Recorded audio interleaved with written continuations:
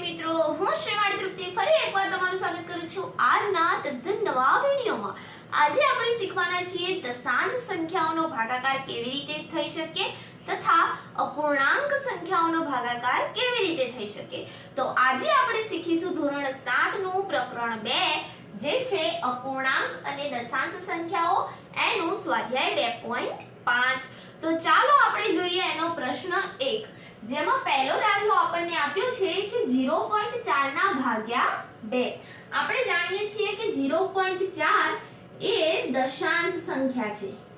દશાંશનો અર્થ એમ થાય કે પોઈન્ટ પછી 4 આપ્યા છે, એક સંખ્યા આપી છે જે દશાંશના સ્થાને છે। જો અહીંયા બીજી કોઈ સંખ્યા હોત તો એ શતાંશના સ્થાને હોત, એના પછી બીજી કોઈ સંખ્યા હોત તો સહસ્ત્રાંશના સ્થાને હોત।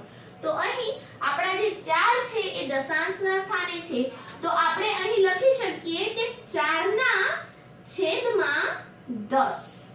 દશાંશ બરાબર એના છેદમાં શું છે 10 છે, એટલા માટે 4 ના છેદમાં 10 આ સ્વરૂપે પણ આપણે આને લખી શકીએ અને એના ભાગ્યા આપણે 2 કરવાના છે। તો અહીં કોઈ પણ સંખ્યા હોય, જેવી રીતે અહીંયા 5 છે, અહીંયા 4 છે, તો દરેક સંખ્યાના છેદમાં હંમેશા 1 તો હોય જ છે। અહીં 2 ના છેદમાં પણ 1 છે એવું આપણે કહી શકીએ। હવે અહીંયા 4 ના છેદમાં 10 લખ્યા, 2 ના છેદમાં 1 લખ્યા।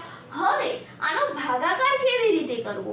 તો એના માટે એક સરળ રીત છે, પદ્ધતિ છે કે આ જે તે સંખ્યા છે એનું વ્યસ્ત સ્વરૂપ લઈ લો, તો આ ભાગાકારની જગ્યાએ ગુણાકારનું ચિહ્ન આવી જશે અને આપણે આનો ગુણાકાર કરવાનો થશે।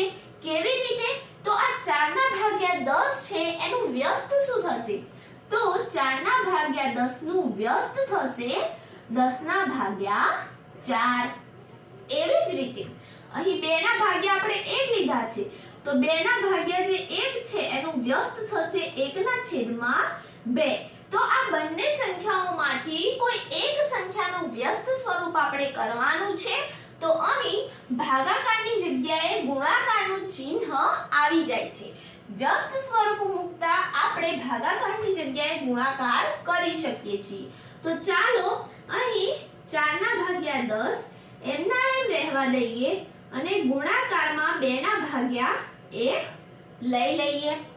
તો અહીં 2 ના ભાગ્યા 1 છે એનું વ્યસ્ત સ્વરૂપ કરીએ તો શું લઈશું? 1 ના ભાગ્યા 2। ઓકે, તો અહીં આ પ્રકારે એનું વ્યસ્ત સ્વરૂપ થયું એટલે અહીં ગુણાકારનું ચિહ્ન આવ્યું। આપણે ખાસ યાદ રાખીશું વ્યસ્ત સ્વરૂપ કરવાનું છે તો ભાગાકારનું ગુણાકારમાં રૂપાંતર થઈ જશે। હવે ચાલો આનો ગુણાકાર કરીએ તો અહીં 2 દુ કેટલા થશે? 4। તો 2 ના ભાગ્યા 10 તો જવાબ શું આવશે? એક જ શૂન્ય છે માટે 0.2 દશાંશના સ્થાને આપણા 2 આવશે।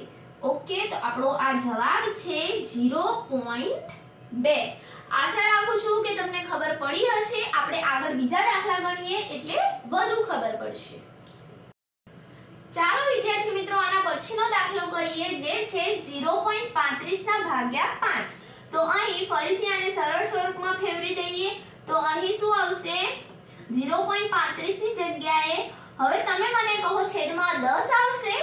ના, કારણ કે તમે જોવો કે અહીં 2 સંખ્યા છે, અહીં ફક્ત એક સંખ્યા હતી, 4 દશાંશના સ્થાને હતા, પરંતુ અહીં આ જે 3 છે એ દશાંશના સ્થાને છે અને આ 5 છે એ શતાંશના સ્થાને છે, માટે શતાંશનો અર્થ થાય 100। તો અહીં આ જે 35 છે એના છેદમાં આપણે 100 લખીશું। ઓકે, તો અહીં ફરીથી ભાગાકારની નિશાની મૂકી દઈએ। 5 ના ભાગ્યા શું ગણાશે? 1 ગણાશે। તો ચાલો અહીં પણ આપણે આનું વ્યસ્ત સ્વરૂપ લઈએ, જેવી રીતે અહીંયા કરીશું ને 2 ના ભાગ્યા 1 હતા એનું વ્યસ્ત સ્વરૂપ લીધું 1 ના ભાગ્યા 2। તો અહીં પણ આપણે 5 ના ભાગ્યા જે 1 આપ્યા છે એનું વ્યસ્ત સ્વરૂપ લઈએ। તો ચાલો અહીં લખીએ 35 ના ભાગ્યા 100 ગુણાકારમાં રૂપાંતર કરીશું ભાગાકારનું, માટે લઈશું વ્યસ્ત, તો લખીશું 1/5. બરાબર. ચાલો હવે છેદ ઉડાવીએ. તો અહીં જો 5 ના ઘડિયામાં 35 આવે છે. આ સંખ્યા તો ભાગાકારમાં જ ગણાશે, તો 5 ના ઘડિયામાં 35 આવે છે. કઈ રીતે? તો 5 + 35. તો અહીં આપણે છેદ ઉડાવીએ. 5 + 35. તો અહીં 7 ના ભાગ્યા 100 આવશે. હવે તો અહીં આપણે જ્યારે દાખલો ગણ્યો ત્યારે 2 ના ભાગ્યા 10 આવતા હતા. અહીં 7 ના ભાગ્યા 100 આવે છે. અહીં આપણે 0.2 જવાબ લખ્યો, પરંતુ અહીં 7 ના ભાગ્યા 100 આવે છે, શતાંશ છે, માટે આપણે આજે આપણો 7 છે એને શતાંશના સ્થાને મૂકવો પડશે. માટે અહીં જવાબ શું આવશે? 0.07. ઓકે, અહીં 0.07 જવાબ આવશે, કારણ કે 7 ના છેદમાં 100 છે. 7 ને આપણે શતાંશમાં મૂકીશું. આ 0 દશાંશના સ્થાને આવી ગયો એટલા માટે. ચાલો હવે આના પછીનો દાખલો જોઈએ. અહીં પણ 2.48 ના ભાગ્યા 4 આપણને કરવાના કીધા છે. તો ચાલો 248 મૂકી દેવાના. પોઈન્ટ પછી બે સંખ્યા છે, દશાંશ અને શતાંશ, માટે છેદમાં આવશે 100. ભાગાકાર 4 ના ભાગ્યા 1. ઓકે, તો ચાલો હવે આગળ ભાગ ચલાવીએ. 248 એના ભાગ્યા 100, આવાને આવા મૂકી દઈએ. આને આપણે ફેરવીએ, વ્યસ્ત કરીએ, તો 1 ના ભાગ્યા 4 આવશે. તો 248 નો આપણે 4 જોડે ભાગાકાર કરવો પડશે. સાઈડમાં કરી દઈએ. 248 ના ભાગ્યા 4. 4 ના ઘડિયામાં 24 આવે. 4 × 24, તો આપણે 6 લખી દઈએ. 4 × 24. તો અહીં 0 0 પાછા 8. તો ફરી 4 દુ 8. તો અહીં આ 62 જવાબ આવી ગયો. તો આ 62 અહીં આવશે. 62 છેદમાં 100 એવા ને એવા આપણે લખીશું. 62 આવશે. છેદમાં 100 આપણે એવા ને એવા લખ્યા. તો અહીં 62 ના ભાગ્યા શું થઈ ગયા? 100. તો આ 62 ના ભાગ્યા જે 100 થયા, તો અહીં આપણે કઈ રીતે લખીશું? અહીં પણ શતાંશના સ્થાને છે, પણ અહીં ઉપર તમે સંખ્યા જો 62 છે, અહીં ફક્ત 7 હતા એટલે આપણે આગળ 0 મૂકવો પડ્યો. આમાં એવું આપણે નહીં કરીએ. અહીં આપણે 0.62 લખી દઈશું. આ આપણો જવાબ થશે. બરાબર. હવે કદાચ અહીંયા 62 ના છેદમાં 10 લખ્યા હોત તો આપણે આગળ શીખી જ ગયા છીએ, તો અહીં જવાબ થઈ જાત 6.2. બરાબર. પડી ગઈ ને ખબર? તો ચાલો હવે આના પછીના દાખલા જોઈએ. ચાલો આના પછીનો દાખલો જોઈએ. અહીં આપણને રકમ આપી છે 65.4 ભાગ્યા 6 આપ્યા છે. સેમ મેથડ આપણે રિપીટ કરવાની છે બધા દાખલાઓમાં. તો અહીં આપણે આ 65.4 ની જગ્યાએ 654 લખી દઈશું. દશાંશના સ્થાને 4 છે. પોઈન્ટ પછીની સંખ્યા કયા સ્થાને છે એ જોવાનું, અને એ મુજબ આપણે છેદમાં 10 100 1000 લખીશું. તો અહીં પોઈન્ટ પછી ફક્ત 4 છે, માટે આપણે 10 લખીશું. ભાગ્યા 6 ના 6. અહીં 6 ના છેદમાં 1 છે એવું આપણે કહી શકીએ. હવે આનું વ્યસ્ત સ્વરૂપ લઈ લઈએ. તો 654 ભાગ્યા 10 ગુણ્યા 1 ના ભાગ્યા 6. બરાબર. હવે અહીં આટલી પ્રોસેસ થઈ ગઈ. હવે આપણે આ સંખ્યાનો આ સંખ્યા સાથે ભાગાકાર કરીએ, જેથી આપણને જે રકમ જોઈએ છે એ મળે. તો અહીં 654 ના ભાગે આપણે કરીશું 6. 6 દાન 60. 5 ના 5 નીચે, 4 નીચે આવશે. 6 9 54. ઓકે, જવાબ આવ્યો 109. આ આપણે સાફ કરી દઈએ. આપણો જવાબ 109 આપણને મળી ગયો છે. તો આટલું સાફ કરી દઈએ. હવે અહીં આપણે લખી દઈશું 109 ભાગ્યા 10. હવે આના ગુણ્યા 1 કરીશું તો જવાબ એનો એ જ આવશે. તો અહીં હવે 109 ના ભાગ્યા 10 છે, તો તમે કહો શું જવાબ આવશે? ફક્ત દશાંશના સ્થાનની આગળ પોઈન્ટ મૂકવાનો છે. દશાંશ જ છે, 9 દશાંશ આપણને મળી જશે. માટે અહીં આપણે જવાબ લખી શકીશું 10.9. આપણો જવાબ આવી ગયો. ચાલો હવે આના પછીનો દાખલો જોઈએ. આની અંદર આપણને 651.2 ના ભાગ્યા 4 કરવાનું કીધું છે. આને પણ આવી રીતે જ કરીએ. તો 651 પોઈન્ટ હટાવી દઈએ, 2 મૂકીએ એટલે નીચે 10 આવશે. ભાગાકારની નિશાની 4 ના ભાગ્યા 1 આપણે લખી શકીએ છીએ. હવે આનો વ્યસ્ત લઈએ જેથી આપણે ગુણાકારની નિશાની મૂકી શકીએ. અહીં 1 ના ભાગ્યા 4 કરી દઈશું. હવે 6512 ના ભાગ્યા આપણે કરીશું 4. તો ફટાફટથી આનો આપણે ભાગાકાર કરી દઈએ. 4 એકા 4, 6 માંથી 4 જશે, 2 વધશે, 25 નીચે આવ્યા. 6 એકા 6, 6 દુ 12, 6 નો વડે બોલાઈ જાય છે. 4 એકા 4, 4 દુ 8, 4 તરી 12, ચોકે ચોકે 16, 4 પંચા 20, 4 છમ 24. એના વડે ભાગ ચાલશે. ફરીથી 1 1 2. ફરીવાર 4 એકા 4, 4 દુ 8, 4 તરી 12, 4 દુ 8 વડે ભાગ ચાલશે. 11 માંથી 8 જશે તો 3 વધશે અને 32. તો અહીં 32 આવ્યા તો 4 અઠ્ઠા 32 થાય છે. તો 4 અઠ્ઠા 32 લખી દઈએ. 0 0 આવી ગયા.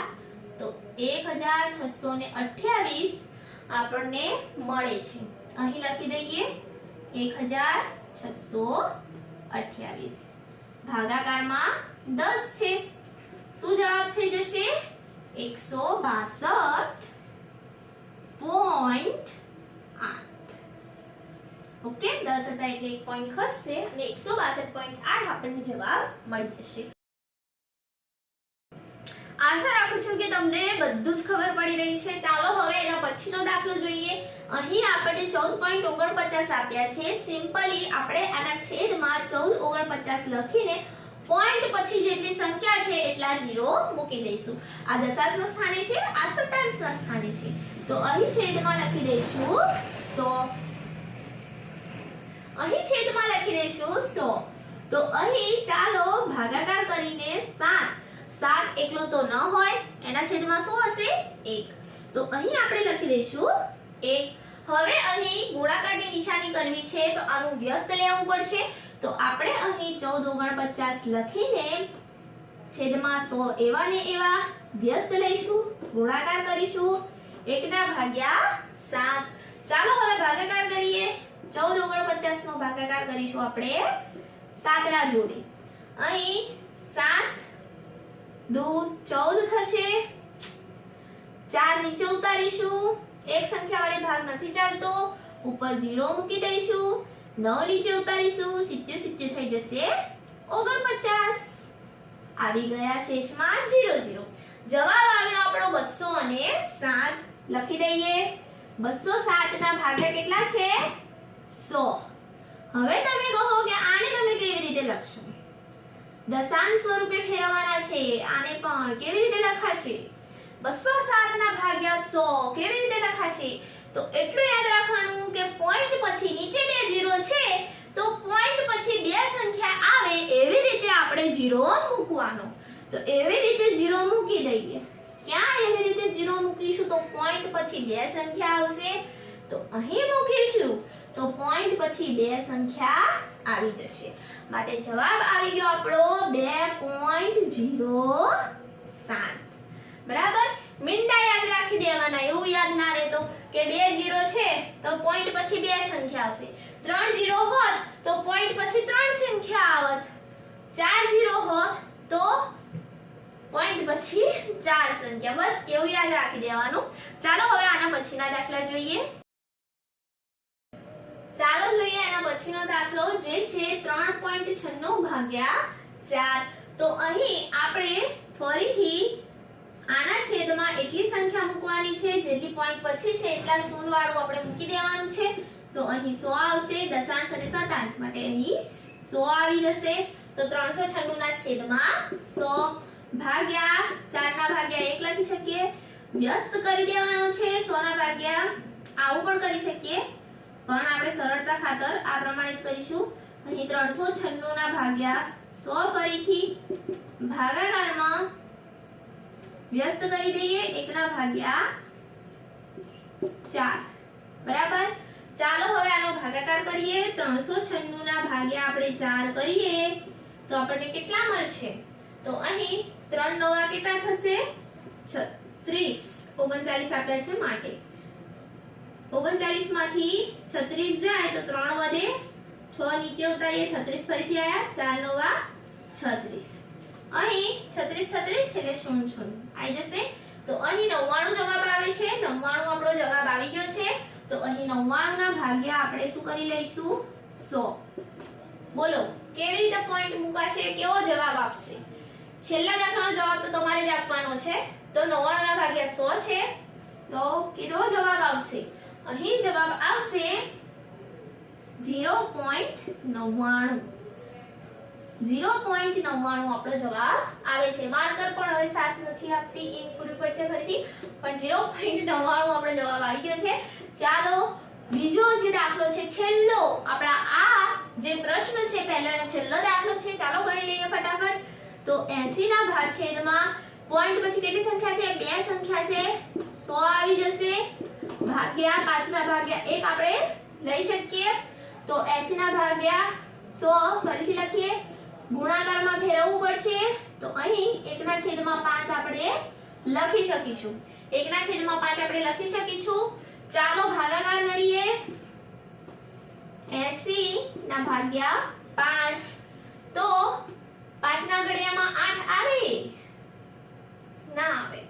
5 એકા 5 થી જ ભાગ ચલાવવો પડશે.